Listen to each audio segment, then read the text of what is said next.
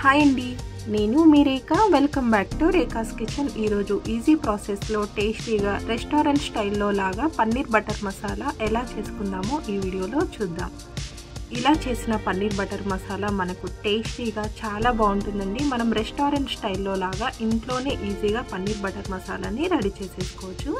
నేను 300 గ్రామ్స్ పన్నీర్ని తీసుకుంటున్నానండి. 300 గ్రామ్స్ పన్నీర్కి ఎన్ని మసాలాలు వేసుకుందామో చూద్దాం. ఇలా స్టవ్ పైన ప్యాన్ పెట్టేసుకొని 2 టేబుల్ స్పూన్స్ బటర్ని వేసుకోవాలండి. మనం ఈ బటర్ మెల్ట్ అయిన తర్వాత కొన్ని గరం మసాలాలు వేసుకొని వాటిని కూడా మిక్సీ చేసుకోవాలండి. చూసారు కదా, ఇలా బటర్ మెల్ట్ అయిన తర్వాత ఒక 5-6 ఇలాచీలు వేసుకొని ఫ్రై చేసుకోవాలి.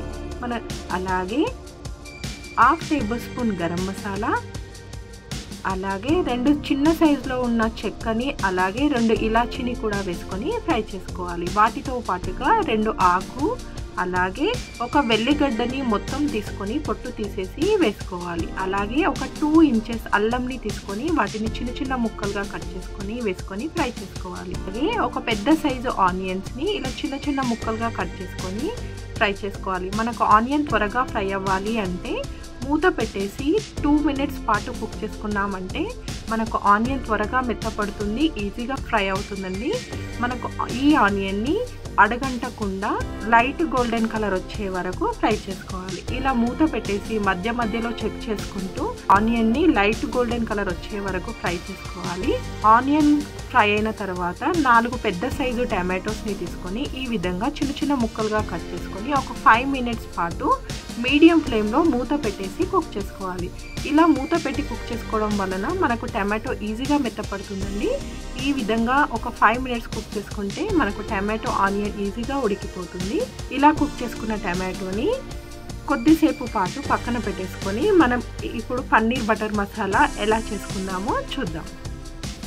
స్టవ్ పైన ప్యాన్ పెట్టేసుకొని 2 టేబుల్ స్పూన్స్ బటర్ని వేసుకొని ఈ బటర్ని మెల్ట్ చేసుకోవాలండి. మనం ఈ బటర్ మెల్ట్ అయిన తర్వాత బటర్తో పాటుగా 2 స్పూన్స్ ఆయిల్ కూడా వేసుకొని మనం ఈ పన్నీర్ బటర్ మసాలా చేసుకుంటే మనకు టేస్ట్ చాలా బాగుంటుందండి. ఈ విధంగా బటర్ మెల్ట్ అయిన తర్వాత ఒక 2 టేబుల్ స్పూన్స్ వరకు ఆయిల్ని వేసుకొని ఆయిల్ వేడెక్కిన తర్వాత ఒక 10 వరకు ఇలాచీ, 2 ఇంచెస్ చెక్క, అలాగే ఒక 4 వరకు ఇలాచీలు కూడా వేసుకొని ఫ్రై చేసుకోవాలి. వీటితో పాటుగా ఒక స్పూన్ సాజీరా, 2 ఆకు కూడా వేసుకొని ఈ మసాలాని ఫ్రై చేసుకోవాలి.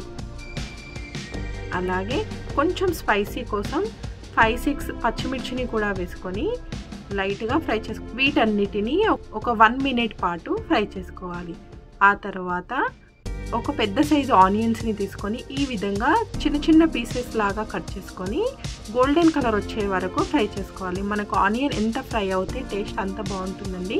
ఈ ఆనియన్ ఫ్రై అయ్యేలోపు మనం ఇంతకుముందు ఫ్రై చేసి పెట్టుకున్న ఆనియన్ టమాటోని మిక్సీ జార్లో వేసుకొని మెత్తగా మిక్సీ చేసుకోవాలి. మనం ఈ ఆనియన్ టమాటోని ఎంత సాఫ్ట్గా మిక్సీ చేసుకుంటే మనకు టేస్ట్ అంత బాగుంటుందండి.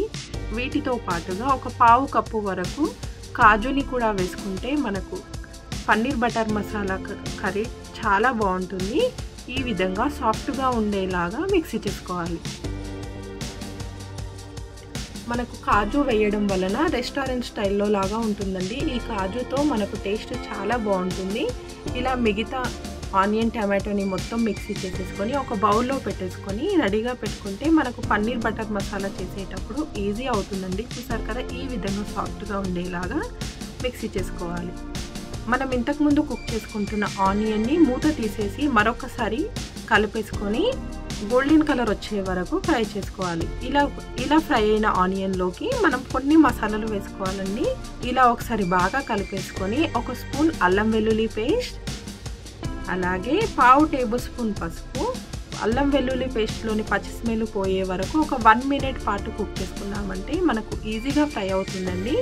ఇలా ఫ్రై అయిన తర్వాత 2 స్పూన్స్ కారం, 1.5 టేబుల్ స్పూన్ ధనియాల పౌడర్, అలాగే 1/2 టేబుల్ స్పూన్ గరం మసాలా, వాటితో పాటుగా 1 స్పూన్ కస్తూరి మేతిని కూడా వేసుకోవాలండి. మనకి కస్తూరి మేతితో మంచి ఫ్లేవర్ వస్తుందండి. మనం ఈ కస్తూరి మేతి వేసేసుకొని వీటిలోని పచ్చి స్మెల్ పోయే వరకు ఆనియన్లో ఒక 1 మినిట్ పాటు బాగా కలుపుకోవాలి. ఆ తర్వాత మన టేస్ట్కి సరిపడా సాల్ట్ వేసేసుకొని బాగా కలిసేలాగా కలుపుకోవాలి. అలాగే మనం ఇంతకుముందు మిక్సీ చేసి పెట్టుకున్నాం కదా ఆనియన్ టమాటో పేస్ట్ని మొత్తం వేసేసుకొని ఈ మసాలాలో కలిసేలాగా బాగా కలుపుకోవాలి. ఈ మసాలాలో కలిసేలాగా బాగా కలుపుకుంటే మనకు మసాలా మొత్తం బాగా కలిసిపోయి టేస్ట్ చాలా బాగుంటుందండి. ఈ ఉడికేలోపు మనం పన్నీర్ని రెడీ చేసుకుందాం. చూసారు కదా, నేను 300 గ్రామ్స్ పన్నీర్ని తీసుకొని ఈ సైజులో కట్ చేసి పెట్టుకున్నానండి. మీకు చిన్న సైజులో కావాలంటే మీరు చిన్న సైజులో కూడా కట్ చేసుకోవచ్చు. ఇలా పన్నీర్ పీసెస్ని కట్ చేసుకొని రెడీగా పెట్టుకుంటే మనకు మసాలా కుక్ అయిన తర్వాత వీటిని వేసి ఉడికించుకుంటే మనకు ఈజీగా కుక్ అయిపోతుందండి. ఈ విధంగా మనకు మసాలా ఉడుకుతున్నప్పుడు మరొకసారి బాగా కలిపేసుకొని మనకి ఈ మసాలా అడుగంటకుండా ఫ్రై చేసుకోవాలండి. మనకు అడుగంటింది అంటే మనకు టేస్ట్ మొత్తం పాడవుతుంది. అలాగే కొన్ని వాటర్ని వేసేసుకొని ఈ మసాలాలో కలిసేలాగా బాగా కలుపుకోవాలి. మనకు ఈ మసాలా ఎక్కువసేపు కూడా ఫ్రై చేయాల్సిన అవసరం లేదండి. మనం ఎందుకంటే ఇంతకుముందే ఆనియన్ పచ్చిమిర్చిని ఫ్రై చేసుకున్నాం కదా, అందుకే మనం ఒక 5 మినిట్స్ కుక్ చేసుకుంటే సరిపోతుంది. అలాగే కొంచెం కొత్తిమీరని కూడా వేసేసుకొని మరొక 5 మినిట్స్ మీడియం ఫ్లేమ్లో పెట్టుకొని ఈ మసాలా ఈ విధంగా ఉడికేలాగా ఉడికించుకోవాలి.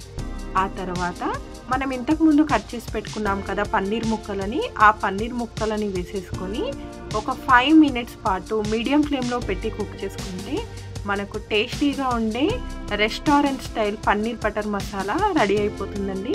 చూసారు కదా, ఇలా పన్నీర్ పీసెస్ అన్నీ వేసేసి ఒకసారి బాగా కలిపేసి ఒక 5 మినిట్స్ కుక్ చేసుకున్నామంటే మనకు పన్నీర్ బటర్ మసాలా రెడీ అయిపోతుంది. ఇలా రెడీ అయిపోయిన పన్నీర్ బటర్ మసాలాని మనం ఒక బౌల్లోకి తీసేసుకుందాం. అంతే అండి, మనకు టేస్టీగా ఉండే పన్నీర్ బటర్ మసాలా రెడీ అయిపోయింది. ఇలా రెడీ అయిన పన్నీర్ బటర్ మసాలా మనకు అన్నంలోకి, చపాతీలోకి, పూరీలోకి చాలా బాగుంటుందండి. మనం ఈజీగా ఇంట్లోనే రెస్టారెంట్ స్టైల్లో పన్నీర్ బటర్ మసాలాని రెడీ చేసేసుకోవచ్చు. మీరు ట్రై చేయండి. ఈ వీడియో కనుక మీకు నచ్చితే లైక్ చేయండి, అలాగే షేర్ చేయండి. మరికొన్ని కొత్త రెసిపీస్ కోసం రేఖాస్ కిచెన్ని సబ్స్క్రైబ్ చేసుకోండి. Thank you for watching.